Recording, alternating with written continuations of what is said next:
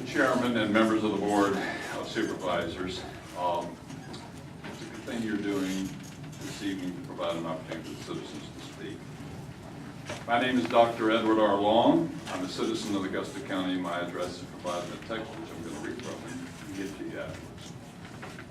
I'm speaking as the director of the Shenandoah Valley Tea Party Patriots, which is a local community organization with some 1,500 members. The economist Milton Friedman famously pronounced one time, "There's no free lunch." So it is with the annual approximately $3.2 million that are provided by the government, federal government, for the Shenandoah Valley Juvenile Center. That money indeed is paid by the taxpayers of Augusta County, Stanton, and Waynesboro. And if not us, it's borrowed from China. Furthermore, if after the release of any minors in this what's called SWAC, or the Stanton, Waynesboro, Augusta County area, if they're released under the guardianship, then those same taxpayers will pay for the cost of the education, health, and other services such as the social, police, and first responders.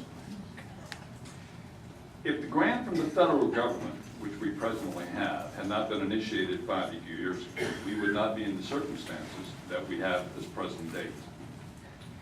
And yet, I do understand that without the support of either or state or federal government, then the municipalities who joined in concert for this regional facility would never have agreed to its participation.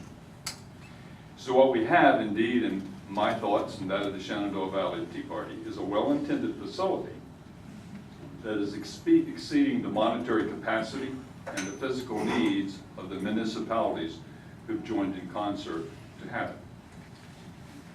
I'm not going to dwell here on them today, but earlier I sent by way of the Board Secretary a collection of documents that include federal and local measures that were made to relieve the citizens of the financial and social burdens that are being caused by the federal government in the case of this effort we have at the United States and Mexico border.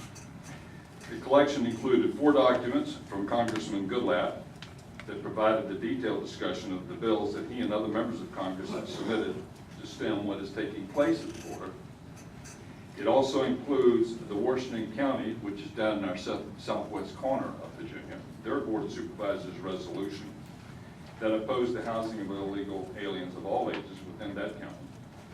And also I included a directive from the chairman of the Prince William County Board of Supervisors, which was sent to me, so that you will have this information of what's taking place in other parts of the Commonwealth. So I do wish you'll take the time and effort to read it and understand some of the contents. And in particular, the case of Congressman Goodlatte's stuff, I would refer you to talk to him directly. I'm not here to speak against illegal minors.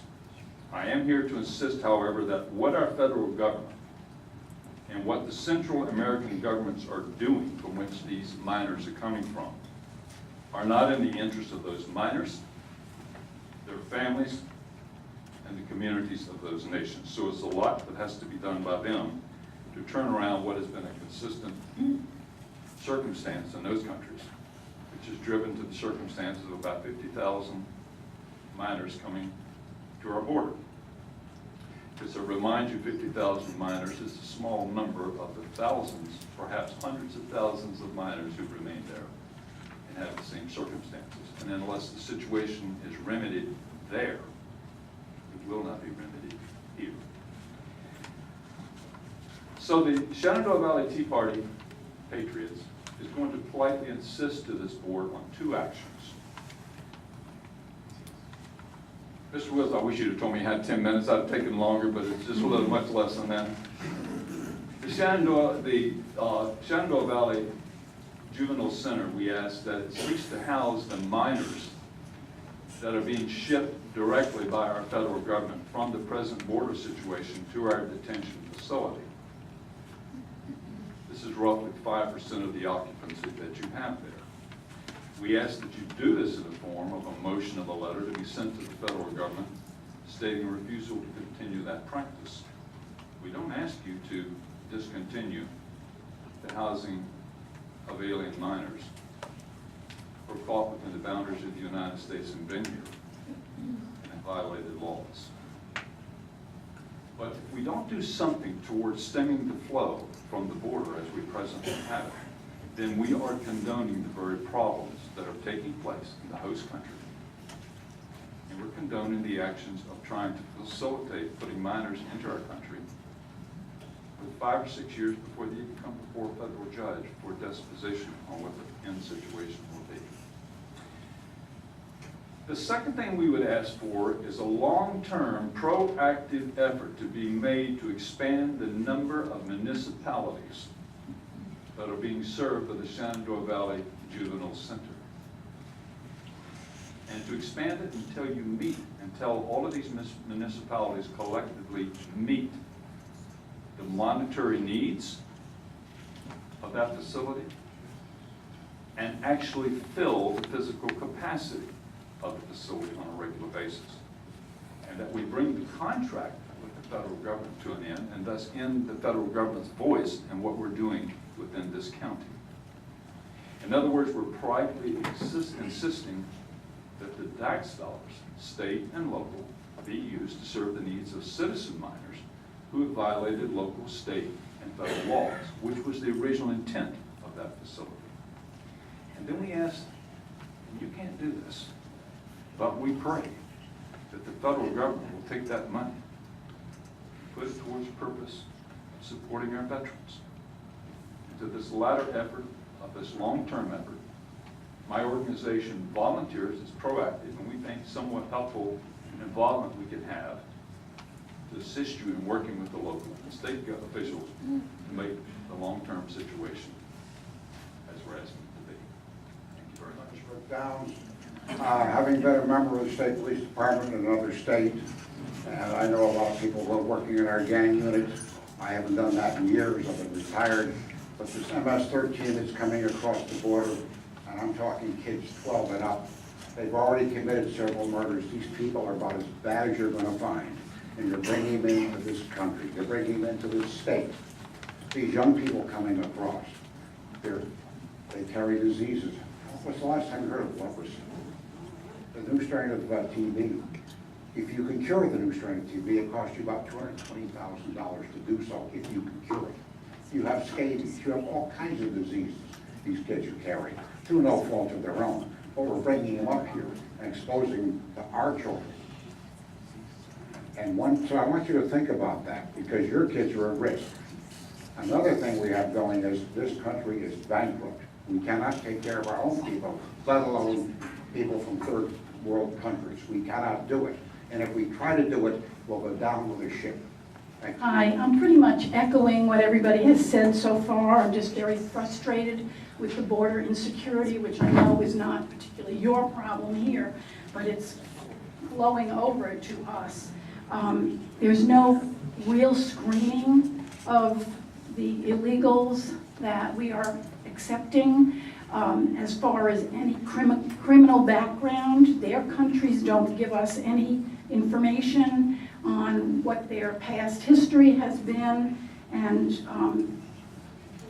we can't even find out how many we have here. I've tried very hard. It's like nobody knows how many we're holding here. 7, 24. Everybody you talk to or try to get an answer from either doesn't know or has a different answer. I heard on the TV last night, if we don't take them, that 30 jobs will be lost. Well, if we have 7 kids there, 30 people for 7 kids, this is screwy. There's no real answers being given to the people in this community who are trying to find out what's going on. I'm real upset with the contract that was signed. I know it came from Richmond, or I believe it probably did, but I think we need to put our backs up. We ought to know that taking money from the federal government is like getting started on drugs. You just can't get off it, and it's also coming out of our pocket. Why does nobody realize that it's our money that they're taking from us and then doling back out with all kinds of stipulations?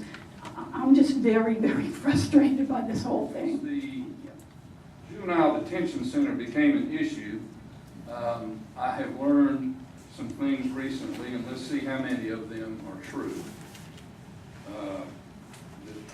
The detention center began operation in the early 2000s. It's a partnership of 3 adjacent counties and 4 cities.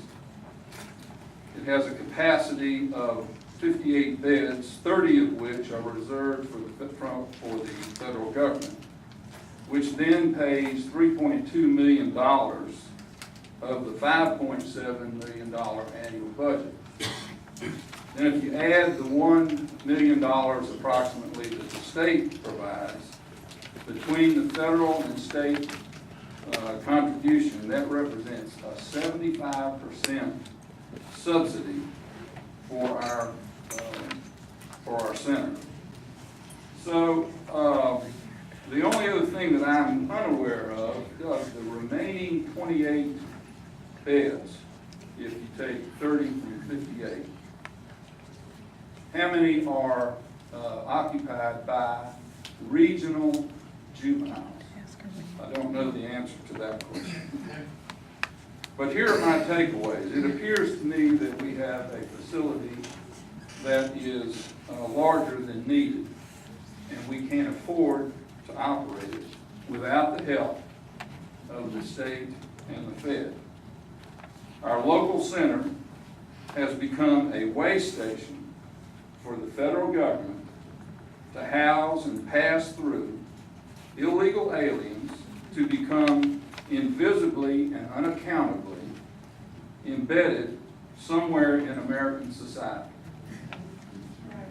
70% of which will never return to their home country, and most likely become a burden to the overwhelmed welfare state.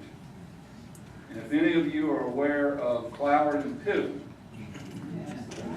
this is the ultimate Cloward and Piven move, and it's intended to be that.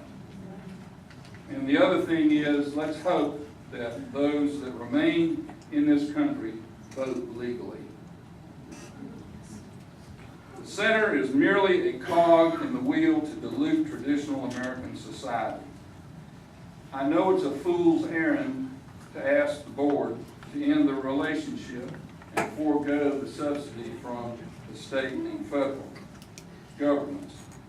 But I would ask the supervisors, are we in Augusta County complicit in the federal broken immigration system? Thank you. I am speaking regarding the detention center issue, and I presume to call it a deployment of illegal invasion. There are 2 predominant factors I bring up tonight, and the first is regional government, and the second is federal funding.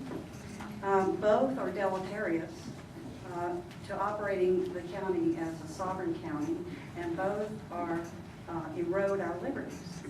And how does this happen? Well, regionalism dilutes the county's ability to manage and oversee the center, because presumably it has to share some of those management authority with the other counties and cities and towns that are in the area that it affects.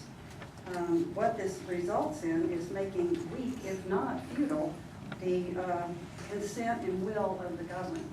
And that would be we, the legal county residents. Number 2, taking federal funding, that's the trap that we all fall into here. It comes with strings attached. May I say chains attached, because that makes us vulnerable to every edict that comes down the pipe with the stroke of a pen. And that's what's happening. Obviously, people have already said that funding stream is not free. It does come out of our pockets. When this board does not reject other government funding streams, and this includes the state, then you in effect are inviting tyranny on their doorstep. You often proclaim your impotence. You can't do anything. You have no authority, as Tracy says. Well, that's not happening in other counties across this country. Some are waking up. They do take authority, constitutional authority. the sheriffs take a constitutional authority stand within their counties. So thereby rendering your oaths of office impotent. Now, is that a mockery that you wish to continue? I don't know, that's up to you. I challenge you as a board to herald the cause of liberty for us. No one here where the fiscal bottom line is dependent upon surrendering to a de facto government that puts us all in bondage. It exemplifies what is going on in this detention center. It's just a microcosm. Yes, I hear that you downplay this, but it is a microcosm that could have potential for large impact. Be a board that honors godly, constitutional lawfulness. Guard the voices of the legal peoples you're supposed to be representing. This whole thing reeks of a Ponzi scheme from the federal government. They take our tax money out of our paychecks, however they decide on taking it, and then they dole it back to municipalities that are willing to go along with their programs, but they take their cut off the top before they even get it to you. Now, I had a conversation with Tracy Piles.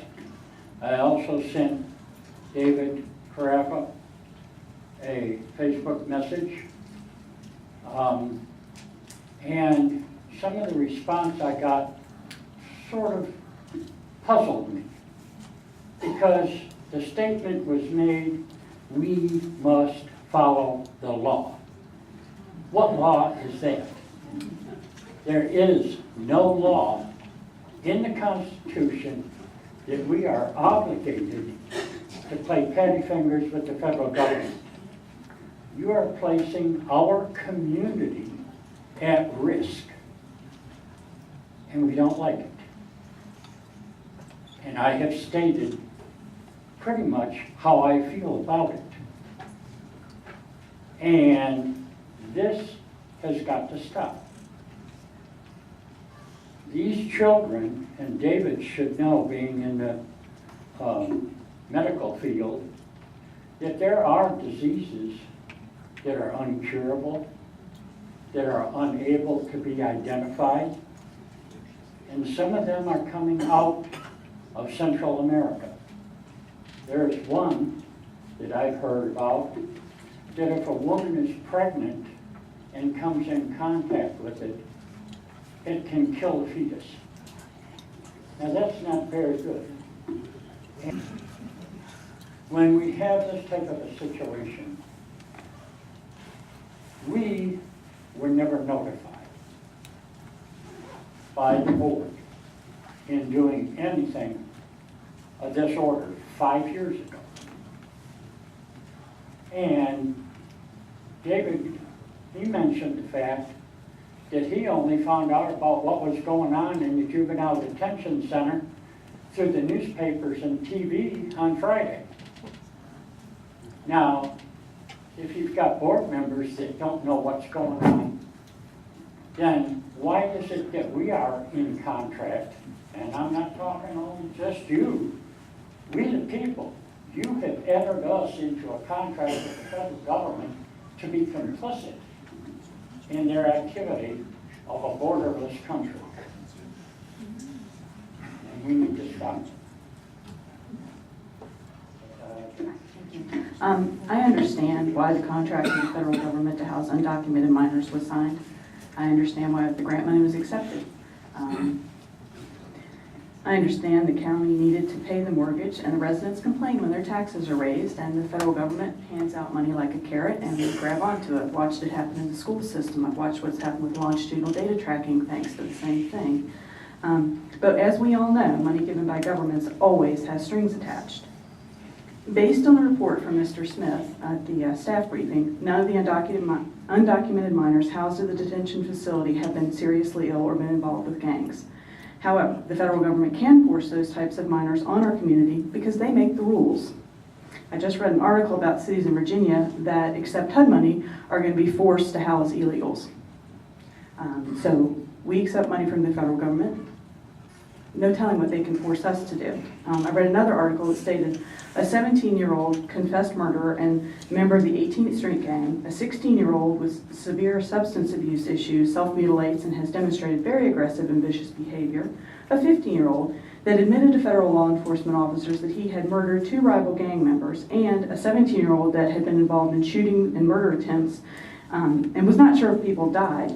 None of these have been prosecuted. They are being held at a temporary juvenile correctional facility located in Virginia until they are either released to a family member living in the U.S. or returned back to their homeland.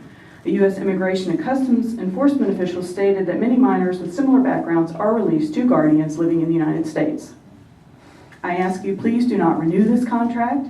I agree with Dr. Long that if we can write a letter and ask not to have these undocumented minors coming from this border situation in our facility, that would be very nice until we can get rid of this contract. It is not in the best interest of the residents of Augusta County. I ask that you would refrain from accepting federal dollars for any reason, for the same reason. There's always strings attached. The federal government has an agenda that is not in the best interests of the residents of Augusta County. I oppose the housing of citizens of Guatemala, El Salvador, and/or Honduras in Augusta County.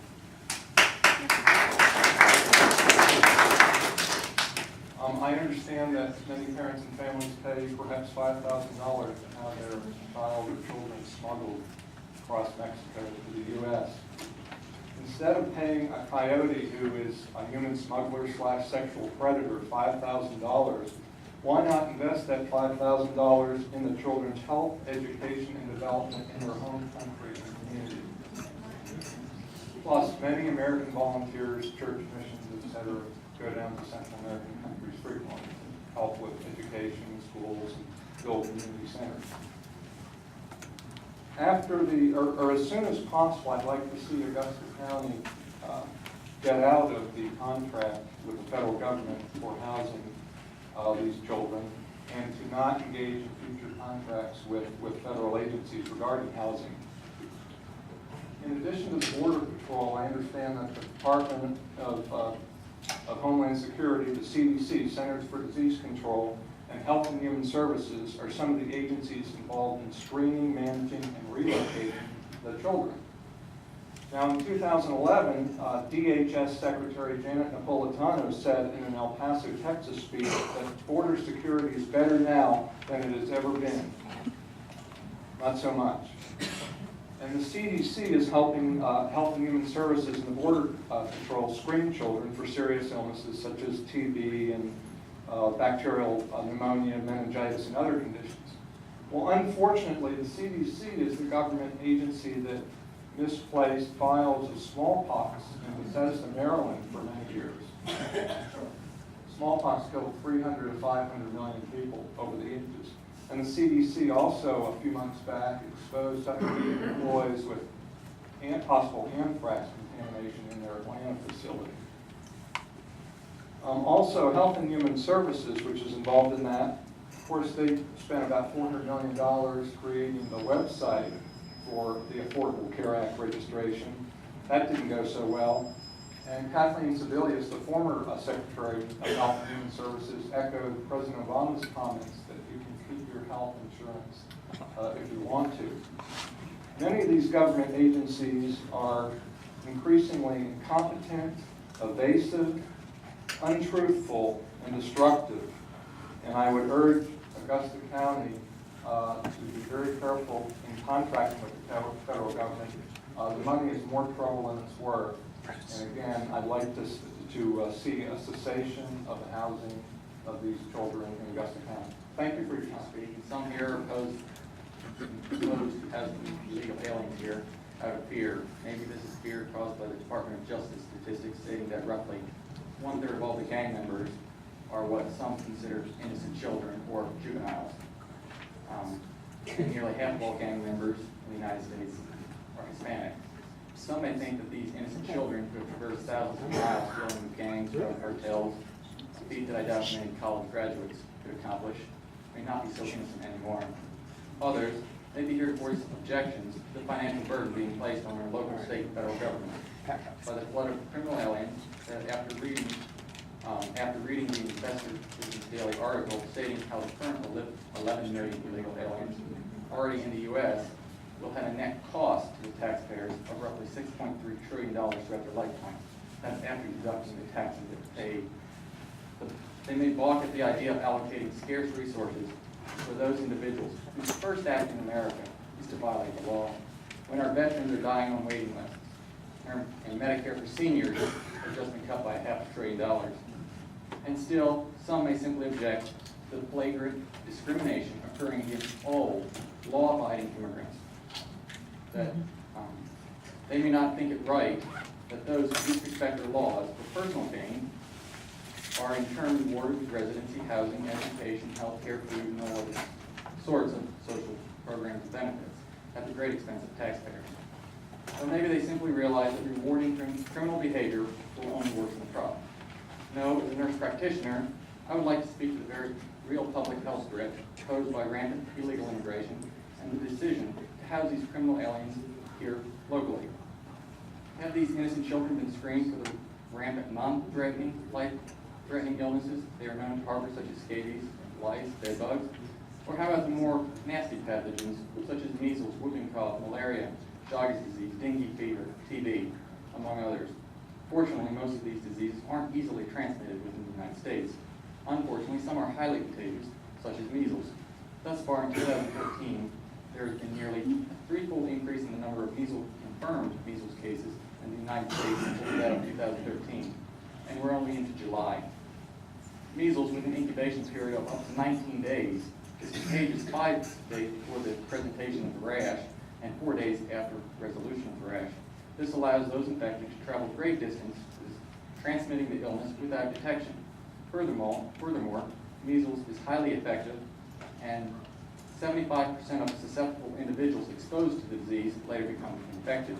This means that my child is at risk because he has not yet been vaccinated, since children do not receive vaccinations until 12 to 15 months of age. If these lawbreakers are allowed in the general public, what might they transmit? If they're confined to the facility, only the employees of the facility, their families, and anyone who comes in contact with their families will be impacted. The financial cost is a very small part of the actual cost of housing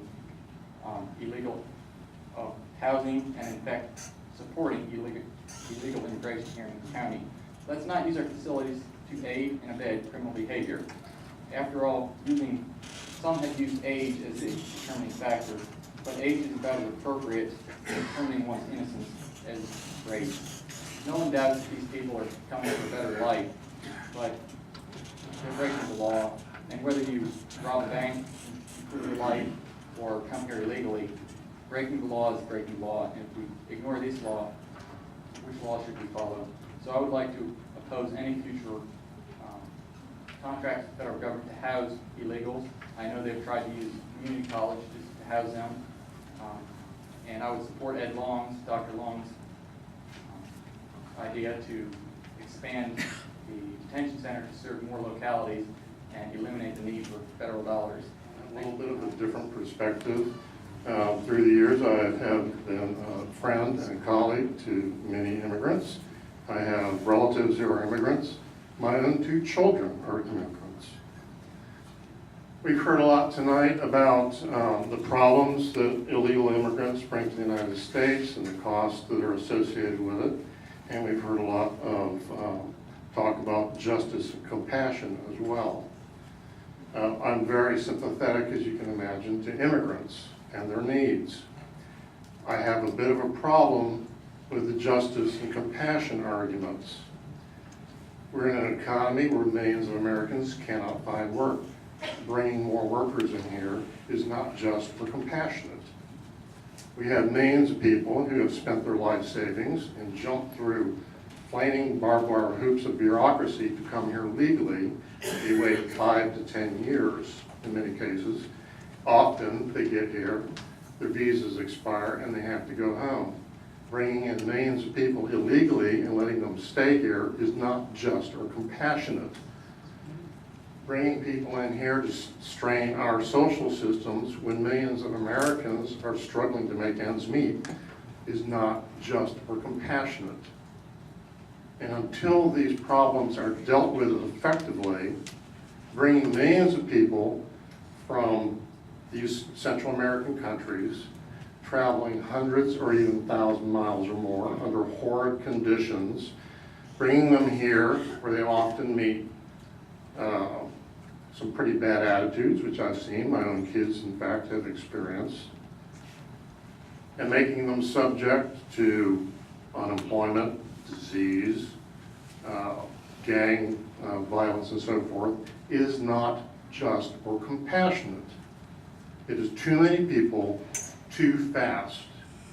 And until we address these problems, we cannot justify being complicit in encouraging and abetting a federal government which wants to not only bring in the ones that are in line now, wants to bring in many millions more.